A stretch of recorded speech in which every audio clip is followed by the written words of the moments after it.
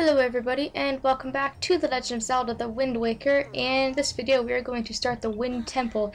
And fun fact, my power went out when I was in the middle of recording this dungeon about 10 minutes ago.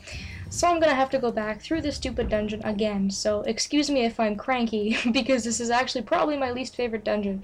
The Tower of the Gods I don't like either. Tower of the Gods is more aesthetically boring, the music's boring, and it doesn't really look all that interesting, but in terms of playing and puzzle difficulty and stuff like that, this is definitely my least favorite dungeon. Coming down here is totally optional, you don't have to do this. But, oh, the Stalfos took out the wood on top of the pot for me, that's cool. So there's our first warping pot, obviously.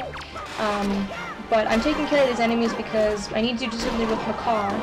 And if Makar is totally defenseless, so if he gets hurt, I have to play the command melody over and over and over and over again. So I decided to take them out so Makar doesn't get hurt, and we can also get that warping pot.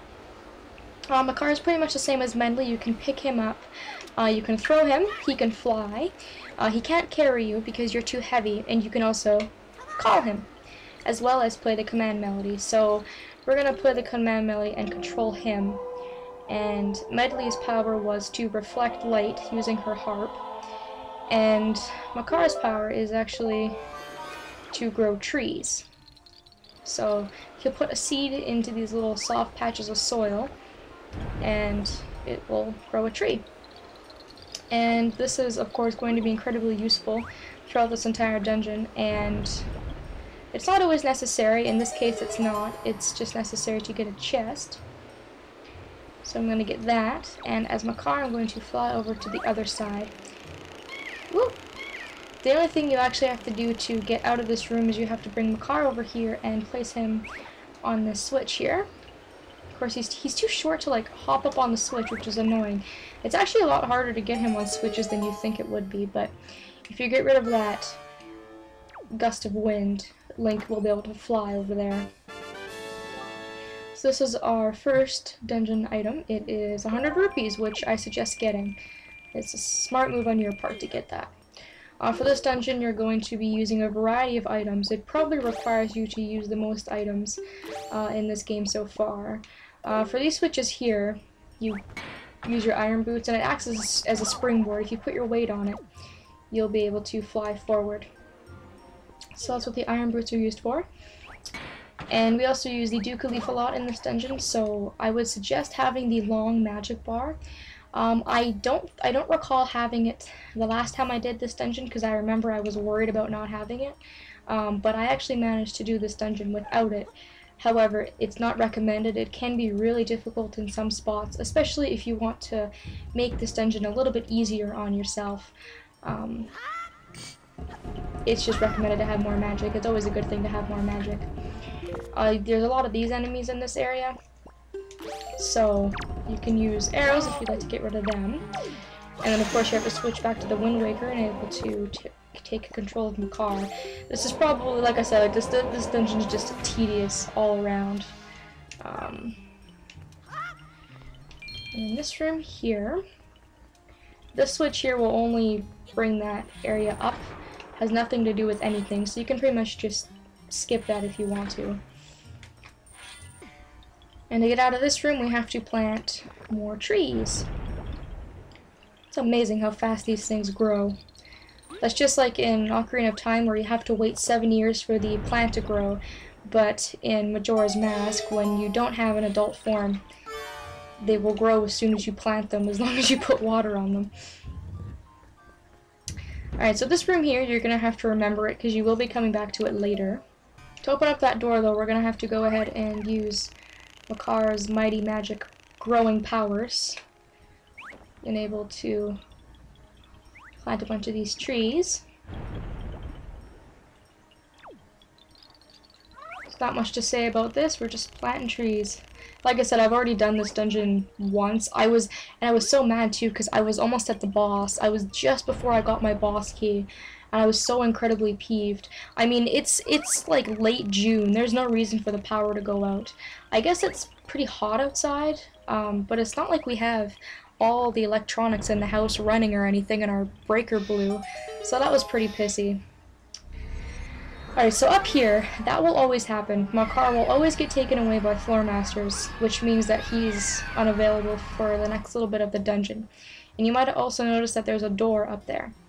We can't get up there, obviously, right now, but remember it for later because we'll be coming back. For now, Link's gonna have to fly solo here as he tries to figure out a way to get Makar back. Not gonna use the command melody for a while. Link, I'm over here! And he's hidden over there. Which, what really sucks is that you can't command him out of there. If I can... As you can see, there's no place he can fly out. So you have to figure out a way to get him out otherwise. It actually requires our dungeon item. So Link will be fine for the time being. Don't worry about it. And these pea hats we can get golden feathers from. We need 20 of them. I've mentioned this very loosely, but I tend to forget. I don't think I have 20 yet, so I'm going to be collecting a few gold feathers along the way.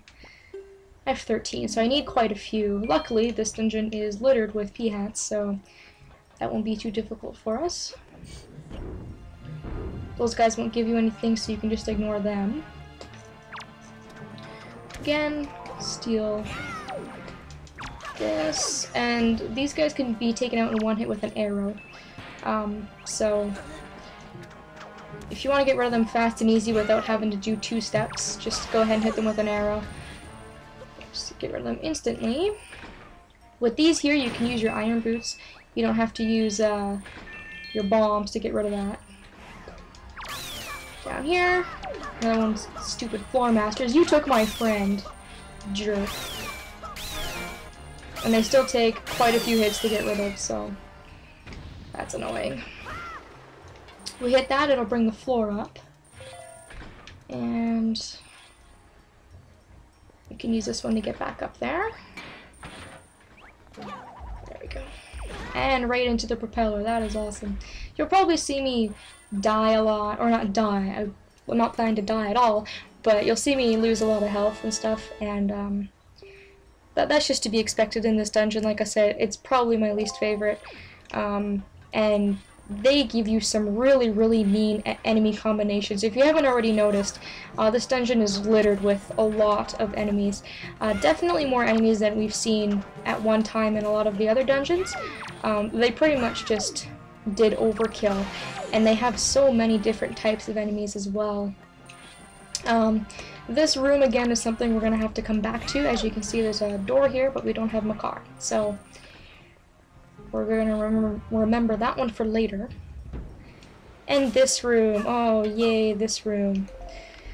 Said in the most sarcastic voice possible. This is really difficult because there are Wizrobes around. And what the Wizrobes will do is they will attack you.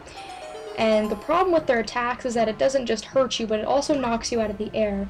So if you are flying and they knock you out of the air, you do have to return and pretty much start all over again, which is very frustrating. So I always try to take the Wizrobe out first, and he can be taken out using fire arrows.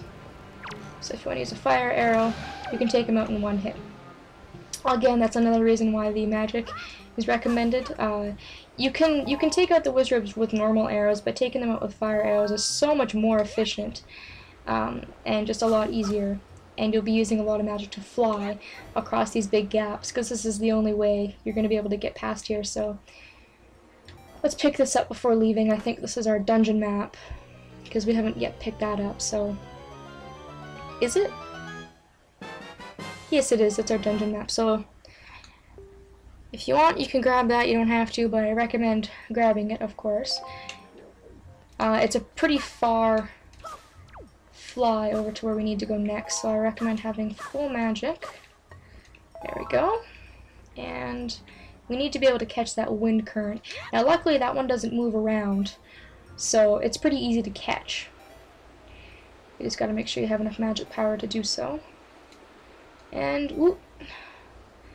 I could have went straight there. If you don't have enough magic power, what you can use, you can land on those platforms that are in between, and you can just stock up on magic as you go. Because you have to make it all the way over to this side in one straight go. So let's do that. And there's a Wizrobe waiting. He's pretty far away, so you might not be able to hit him.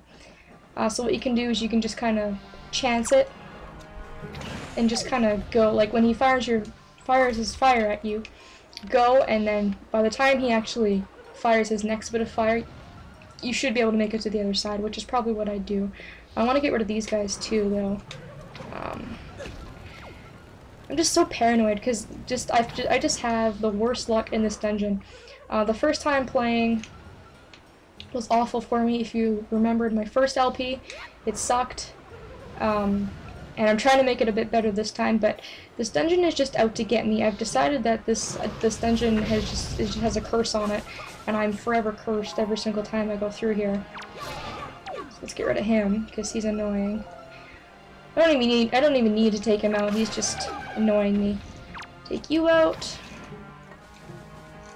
The thing with the Peahats is that they don't really drop golden feathers. You actually have to steal it from them, which is kind of annoying, frankly. Because most enemies at least will have a little bit of a chance to drop the enemy that you can the item that you can steal from them, but Peahats don't seem to do that at all. Anyways, as you can see, we're back in this room. This is, I didn't really mention it before, but this is actually like the central room. There are a lot of areas connected to, or there's a lot of different areas connected to this one room. I didn't show you now, but I'll show you now. You can see we can go way, way, way higher, and if we put on our boots and we push this switch, we can also find out that we can go much, much lower. So, let's do that, because we still have to find a way to get my car out. Let's do that. And we can't get into that room, so let's go to the only room that's unlocked. And I think I'm going to steal some more golden feathers. Because once I steal 7 of them, and once I have 20, then I won't have to worry about it anymore. I can just take these guys out easily. So you might have to deal with me stealing some stuff for the first little while of this dungeon. But like I said, this dungeon is just crawling with Peahats, so it shouldn't be too hard to get your 20 golden feathers. Real quickly before I end the video off, I'm going to do this room here. You'll see that there's 5 different areas you can go down. Depending on which one you hit, it will give you a different sort of enemy. And the reason that this is important is because you actually need to go through all 5 of those little areas in order to get another chest that's in this room. We don't have our compass, so it's not really apparent at first. But what you're going to have to do is you're going to have to come down here 5 different times and defeat 5 different groups of enemies to get a secondary chest. So luckily you only have to move the block once, unless you leave the room and then you come back. So really easy to know how to place this block. You just place it on this block here that's like a different color, and it will be right above where we need to go. And then bring this one over so we can actually hop up there.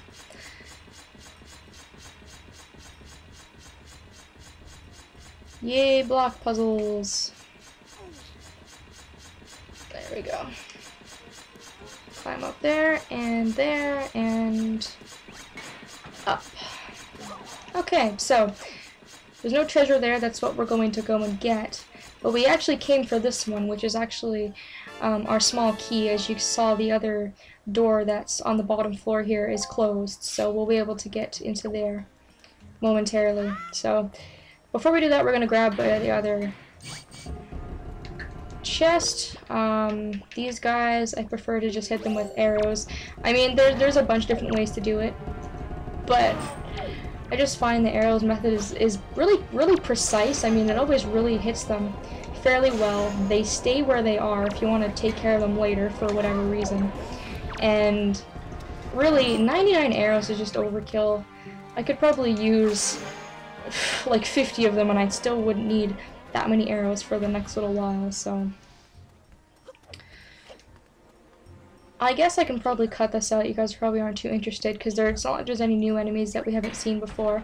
One of them has red shoes, one of them has green shoes, one of those has the Armoros that we saw, one of them has a Floor Master, and I think that's it. So I guess I'll just cut to when I defeat all these enemies and we get that chest to appear.